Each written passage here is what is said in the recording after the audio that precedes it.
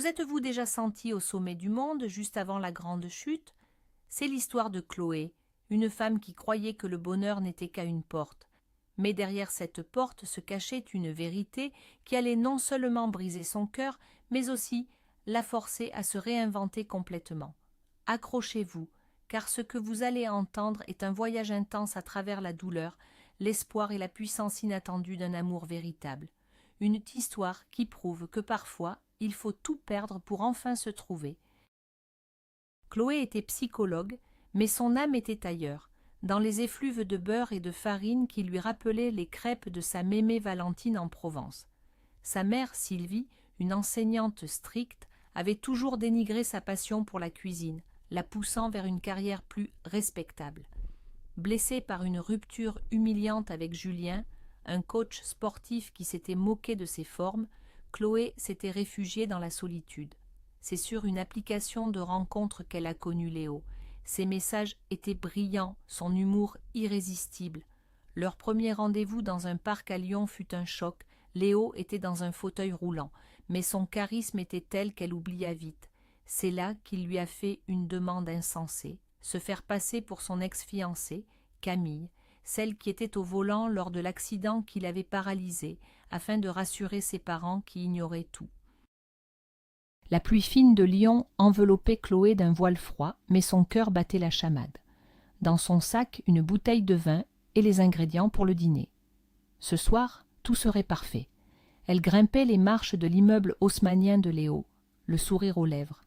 Il lui avait dit qu'il avait une surprise pour elle. Depuis des semaines, leur comédie s'était transformée en une complicité palpable, presque réelle. Elle sonna, impatiente. Le déclic de la serrure retentit, la porte s'entr'ouvrit, mais ce n'était pas le visage de Léo qui apparut. C'était une autre femme, une blonde sculpturale, les cheveux humides, enroulés dans une simple serviette de bain blanche. Un sourire narquois flottait sur ses lèvres. « Bonjour, je suis Camille, vous êtes ?» Le monde de Chloé s'effondra en un instant. Le sac de course lui glissa des mains, la bouteille de vin se brisant sur le carrelage dans un bruit sinistre, comme le son de son propre cœur. Chloé ne se souvient pas d'avoir dévalé les escaliers. Elle courut, aveuglée par les larmes et la pluie qui s'intensifiait. Le rire cristallin de Camille résonnait dans sa tête, une mélodie cruelle et triomphante. Chaque pas sur le pavé lyonnais était un coup de poignard. Trahie, humiliée, stupide, les mots tournaient en boucle. Comment avait-elle pu être si naïve, croire à cette histoire, jouer ce rôle ridicule, et pire, tomber amoureuse de lui? Elle s'arrêta sous l'auvent d'une boulangerie fermée, l'odeur de pain froid flottant dans l'air.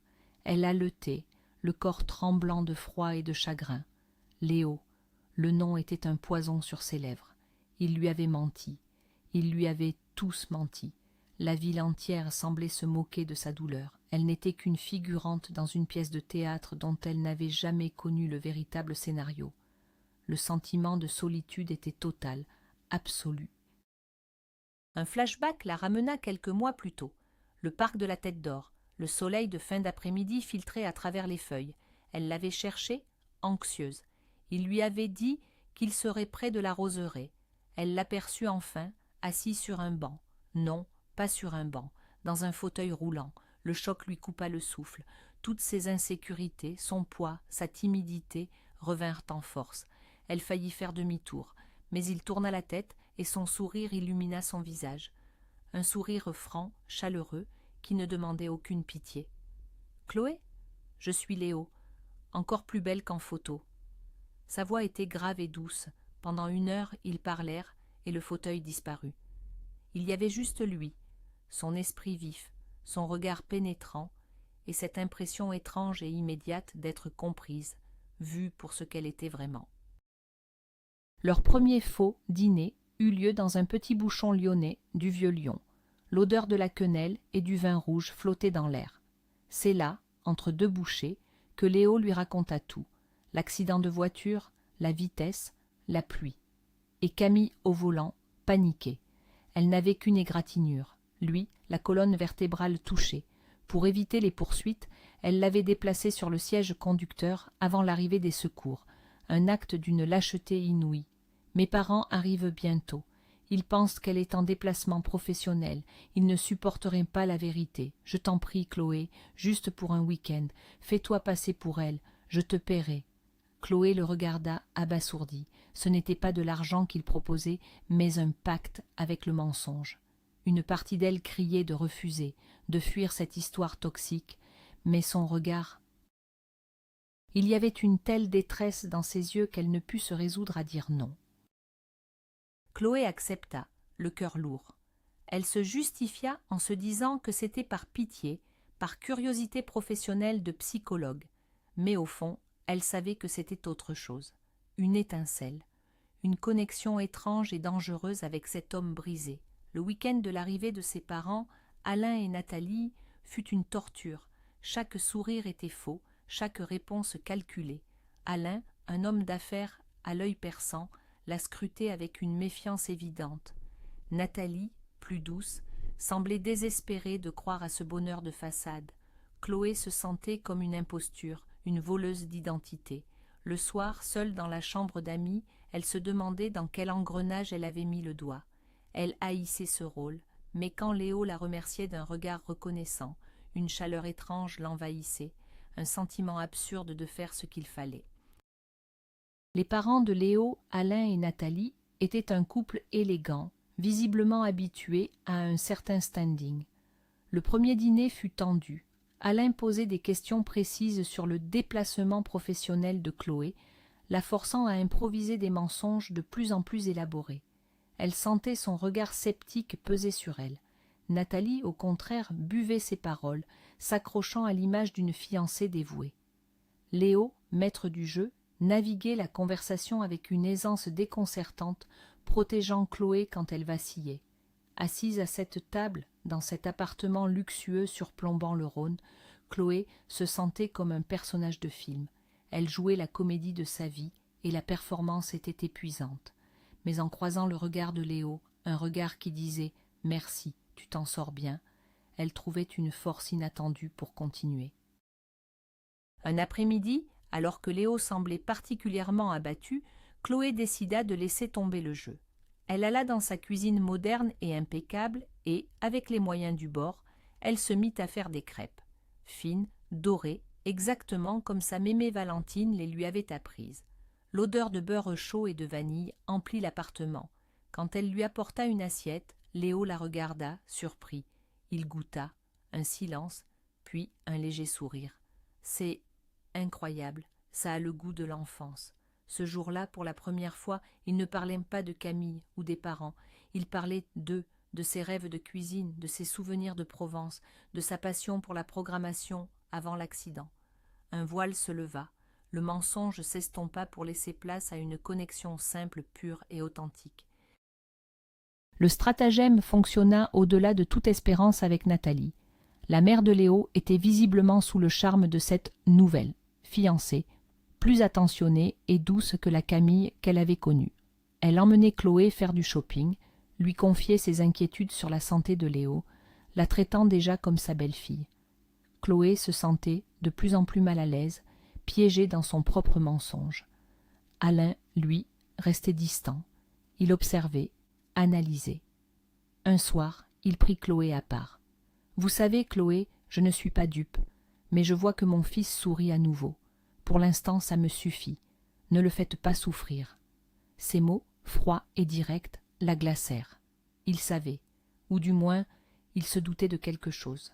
Le danger se resserrait autour d'elle, rendant chaque instant passé avec Léo encore plus précieux et interdit. Les jours se transformèrent en semaines. Les parents de Léo repartirent, mais Chloé resta. Officiellement, pour aider Léo dans sa convalescence. En réalité, elle ne pouvait plus partir. Chaque moment passé avec lui renforçait ses sentiments. Elle l'accompagnait à ses séances de kinésithérapie, l'encourageait, le voyait lutter avec une détermination qui la bouleversait. Elle tombait amoureuse, vraiment, et c'était terrifiant. Elle était amoureuse d'un homme qui la payait pour jouer le rôle de la femme qu'il aimait encore.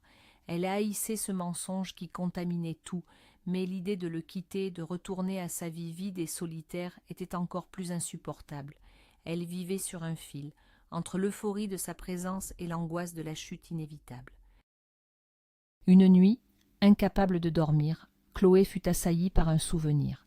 Le jardin de sa mémé en Provence. Elle se revit, enfant, courant pieds nus dans l'herbe sèche. L'air était saturé du parfum du thym, du romarin et de la lavande chauffée par le soleil. Mémé Valentine était sous le grand platane, un tablier à fleurs noué à la taille, préparant une simple tarte aux abricots. La pâte était faite maison, les fruits venaient du verger. Ce n'était pas de la grande cuisine, c'était de l'amour.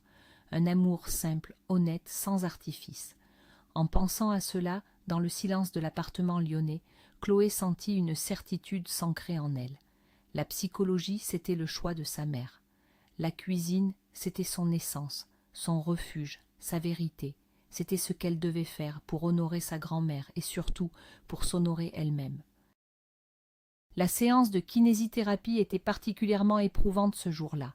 Léo, le visage crispé par la douleur et l'effort, tentait de se redresser, soutenu par les barres parallèles. Ses jambes tremblaient, refusant d'obéir. Le kiné était encourageant, mais Chloé voyait le découragement dans les yeux de Léo.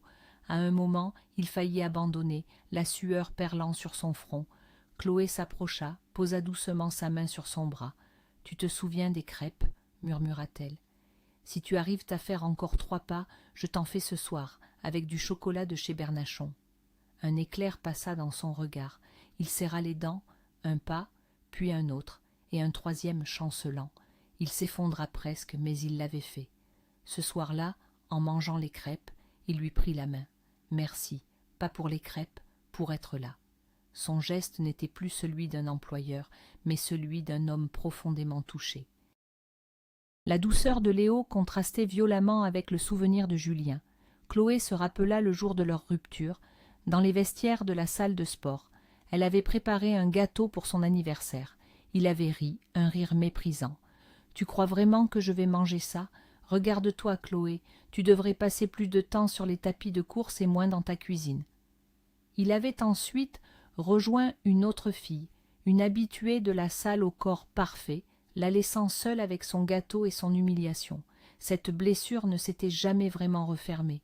Léo, lui, ne voyait pas ses kilos en trop. Il voyait elle. Il aimait sa cuisine, il écoutait ses rêves, il admirait sa force. Avec lui, pour la première fois, elle ne se sentait pas jugée, elle se sentait belle, et cette acceptation était un baume plus puissant que n'importe quel régime. Un soir, la tension devint insupportable. Ils regardaient un film, mais l'air était électrique. Chloé craqua. « Pourquoi ? Pourquoi tu la protèges encore, Léo ? Après tout ce qu'elle t'a fait, tu parles d'elle parfois, et je vois bien, tu l'aimes toujours. » Les mots étaient sortis, brutaux, accusateurs. Léo éteignit la télévision.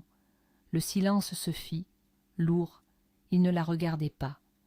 Il fixait le vide. « Je ne l'aime plus, je crois, mais j'ai aimé la personne qu'elle était, ou que je pensais qu'elle était. Et cette personne-là me manque. Je suis piégée, piégée dans ce fauteuil, piégée dans ce mensonge, piégée par ce souvenir. » Sa voix était brisée. Chloé regretta instantanément sa dureté. Elle s'assit par terre, près de son fauteuil, et posa sa tête sur ses genoux. Ils restèrent ainsi, un long moment, sans un mot, partageant une douleur silencieuse. Cette conversation, bien que douloureuse, fut une libération. Le lendemain, Léo semblait différent, plus léger. Il y avait une nouvelle détermination dans son regard. Pendant sa séance de kiné, il travailla avec une ardeur nouvelle. Et puis, le miracle se produisit. Alors qu'il rentrait, Léo s'arrêta au milieu du salon. « Aide-moi, dit-il simplement. » Chloé se plaça devant lui. Il agrippa ses épaules, son corps tremblant d'effort. Il poussa sur ses bras, son visage contracté. Lentement, péniblement, il se mit debout. Il vacilla, s'appuyant de tout son poids sur elle. Il était debout. Ses yeux se remplirent de larmes, les siens aussi. C'était plus qu'une victoire physique, c'était un symbole. Il se libérait de sa prison. Et dans ce salon, enlacé et chancelant, il n'était plus un client et une employée. Ils étaient un homme et une femme, au seuil de quelque chose de nouveau et de terrifiant. Cette victoire créa une brèche dans leur défense. La fausse relation s'effrita pour laisser place à une intimité brute et sincère. Ce soir-là, il ne la laissa pas repartir dans la chambre d'amis. Il la retint par la main, son regard intense ne la quittant pas. « Reste, » murmura-t-il. Il n'y avait plus de rôle à jouer, plus de mensonges pour les séparer. Dans la pénombre de sa chambre, les gestes étaient hésitants, puis assurés. C'était un mélange de passion et de tendresse, une découverte mutuelle où chaque caresse semblait effacer les blessures du passé. Pour la première fois de sa vie, Chloé se sentit entièrement désirée, pour son corps, son âme, pour tout ce qu'elle était. En s'endormant dans ses bras, elle crut que le bonheur, le vrai, était enfin à portée de main. Elle ne savait pas encore que le pire était à venir. Et maintenant, retour à cette nuit pluvieuse. Après avoir fui l'appartement, Chloé erra dans la ville pendant des heures, jusqu'à l'épuisement. Elle finit par rentrer dans sa petite chambre de bonne sous les toits, un espace impersonnel qui lui semblait soudain être le seul refuge au monde. Elle se laissa tomber sur son lit, encore trempée, sans même la force de se changer. Le sommeil ne vint pas. Des images tournaient en boucle dans sa tête, le sourire de Camille, le silence de Léo, la bouteille de vin brisée. Chaque détail était une nouvelle torture. Au petit matin, le ciel gris de Lyon correspondait parfaitement à l'état de son âme. Le monde avait perdu ses couleurs. Tout était devenu terne, vide, sans saveur. La douleur était si physique qu'elle avait du mal à respirer. C'était la fin, pas seulement d'une histoire d'amour, mais de l'espoir lui-même. Son téléphone vibra, sans discontinuer. Appel de Léo, message de Léo. « Chloé, ce n'est pas ce que tu crois.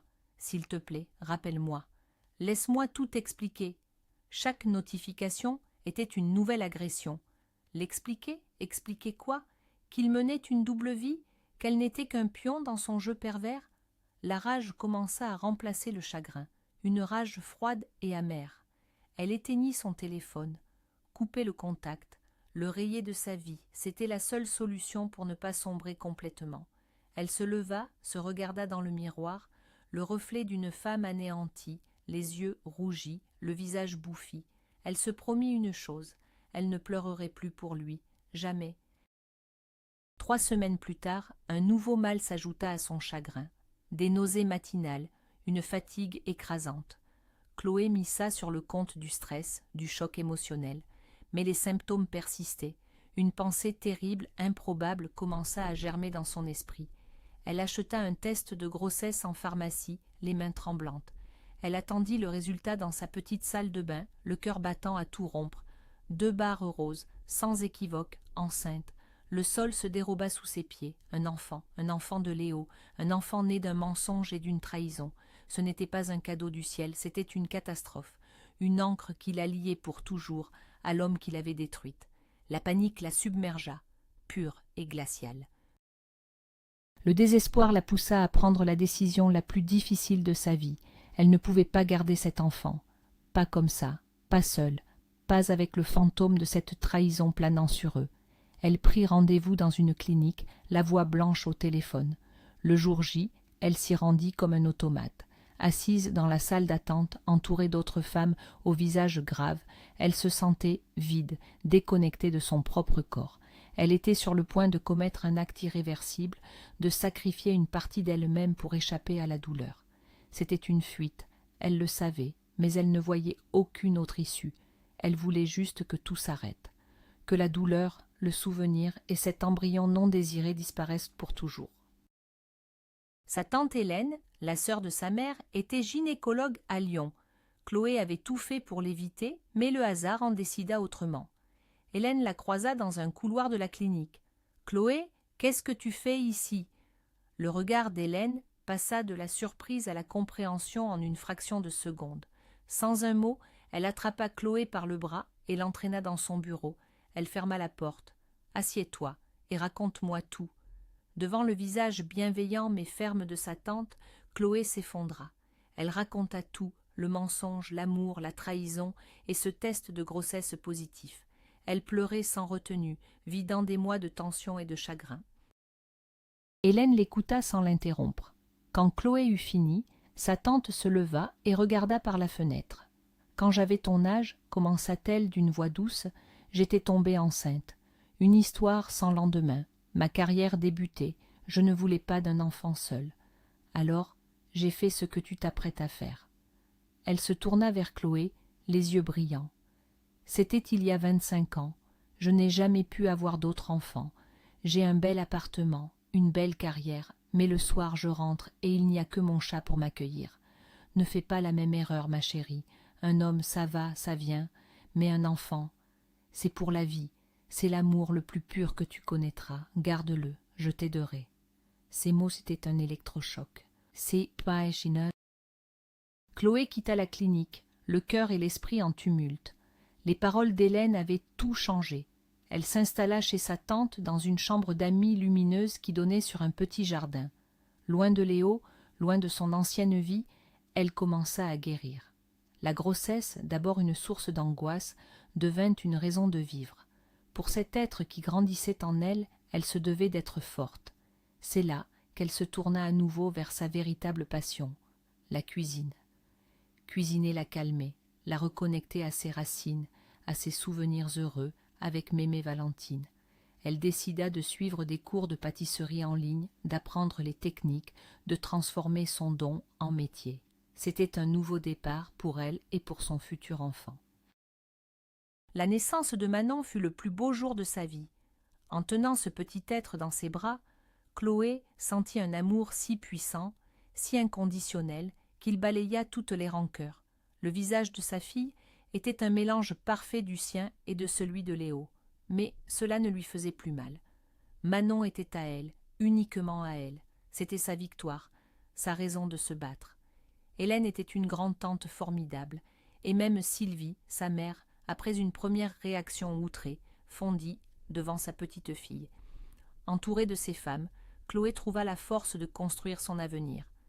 Elle créa un blog de cuisine, les crêpes de Mémé, où elle partageait les recettes de son enfance avec une touche de modernité. Le blog, authentique et chaleureux, commença à attirer l'attention. Le succès de son blog lui ouvrit des portes. Une petite annonce pour un poste de commis de cuisine dans un bistrot parisien attira son attention. Quitter Lyon était une décision difficile, mais Paris était la capitale de la gastronomie. C'était là-bas qu'elle pourrait vraiment percer. Avec Manon, alors âgée de 2 ans, et l'aide financière d'Hélène, elle fit le grand saut. La vie à Paris était dure. Les journées en cuisine étaient longues et épuisantes, les nuits courtes. Mais Chloé était animée d'une volonté de faire. Elle apprenait vite, gravissant les échelons. De commis, elle passa chef de partie, puis seconde dans un restaurant de plus en plus réputé.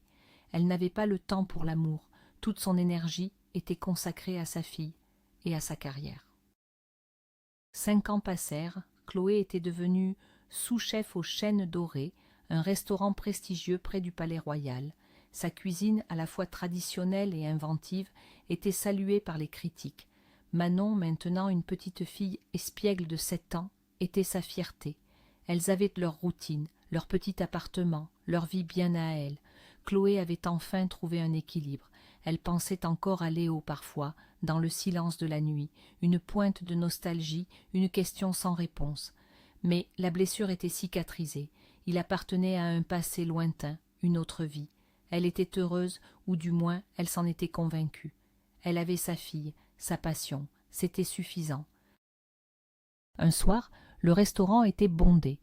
Chloé était en plein coup de feu, concentrée sur le dressage d'une assiette.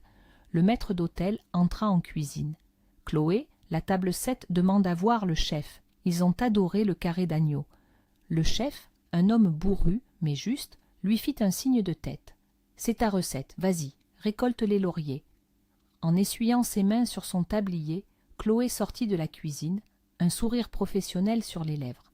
Elle s'approcha de la table 7, un couple élégant, la soixantaine. Leurs visages lui semblèrent vaguement familiers. Puis le choc, c'étaient Alain et Nathalie, les parents de Léo. Le temps sembla s'arrêter, son sourire se figea. Ils la regardèrent, d'abord sans la reconnaître, puis la confusion et l'étonnement se peignirent sur leurs visages. « Chloé, c'est bien vous ?» balbutia Nathalie, se levant à moitié. Alain la fixait, bouche bée. Elle avait tellement changé, plus mince, plus assurée, les cheveux courts, vêtue de sa veste de chef. Chloé reprit contenance, le professionnalisme prenant le dessus. « Bonsoir. Oui, c'est moi. Je suis heureuse que le plat vous ait plu. » Une tension palpable s'installa. Elle voulait fuir, retourner se cacher dans sa cuisine, mais une impulsion, une force qu'elle ne se connaissait pas, la poussa à parler. « Je suis contente de vous revoir. Il y a quelque chose que vous devriez savoir. Votre fils ne vous l'a peut-être jamais dit, mais vous avez une petite fille. Elle s'appelle Manon. Elle a 7 ans. » Les mots étaient lâchés, calmes et tranchants. Le visage de Nathalie se décomposa. Alain semblait avoir reçu un coup de poing. Plus tard, après son service, Chloé les retrouva dehors. Il l'attendait, l'air grave. « Nous devons vous parler, » dit Alain d'une voix changée. Alors qu'il marchait dans les rues calmes de Paris, il lui raconta tout, la vérité, comment il avait enquêté et découvert la supercherie de Camille, comment Léo avait inventé toute cette histoire de fiancés de substitution, trouvant par hasard une autre Chloé pour les protéger de la vérité, et surtout pour protéger Camille, qu'il aimait encore à l'époque. Ils lui avouèrent qu'ils avaient compris le jeu de Léo, mais qu'ils avaient vu en elle, la vraie Chloé, une femme sincère et bonne. Ils avaient espéré qu'elle guérirait leur fils. Et puis, il y eut cette nuit fatidique. Camille, traquée par les conséquences de ses actes, était venue supplier Léo. Il l'avait repoussée. Elle était dans la salle de bain quand Chloé était arrivée, et en avait profité pour se venger cruellement. « Léo vous a cherché partout, » continua Nathalie, les larmes aux yeux. « Quand il est rentré ce soir-là et a compris ce que Camille avait fait, il est devenu fou. Il a essayé de vous appeler, est venu chez vous, mais vous étiez parti. Votre téléphone était coupé. Il a remué ciel et terre pour vous retrouver. Pendant des mois, il ne s'est jamais pardonné de vous avoir perdu. Il pense encore que vous le détestez, que vous ne voulez plus jamais entendre parler de lui. » Chloé écoutait, le cœur battant, un malentendu. Tout n'était qu'un terrible et cruel malentendu. La haine qu'elle avait nourrie pendant des années se dissolvait, laissant place à un vertige immense. 7 ans de perdu à cause d'un mensonge, d'une porte qui s'était ouverte au mauvais moment. Le lendemain soir, on sonna à la porte de Chloé. Elle s'attendait à voir Alain et Nathalie. Elle ouvrit, c'était Léo. Il se tenait debout, sans canne, un immense ours en peluche dans les bras et un bouquet de pivoine blanche, ses fleurs préférées. Leurs regards se croisèrent, et 7 années de silence et de douleur s'effondrèrent. Derrière elle, Manon apparut. « Maman, c'est qui ?» Léo posa son regard sur la petite fille, son portrait craché. Les larmes montèrent à ses yeux. « Je suis ton papa. » Le pardon n'eut pas besoin de mots. Leur réunion fut une évidence, la pièce manquante d'un puzzle que la vie avait mis trop de temps à assembler. Ils reconstruisirent leur histoire, non pas sur les cendres du passé, mais sur les fondations solides d'un amour qui avait survécu à l'impensable. Chloé comprit enfin que sa passion pour la cuisine n'était pas un simple rêve. C'était le chemin qui l'avait ramené à lui, à sa famille, à son bonheur. Merci d'avoir partagé ce moment avec nous. Si cette histoire vous a touché, laissez un pouce bleu, abonnez-vous et dites-nous ce que vous en pensez en commentaire. Croyez-vous que le destin finit toujours par réunir ceux qui sont faits pour être ensemble ?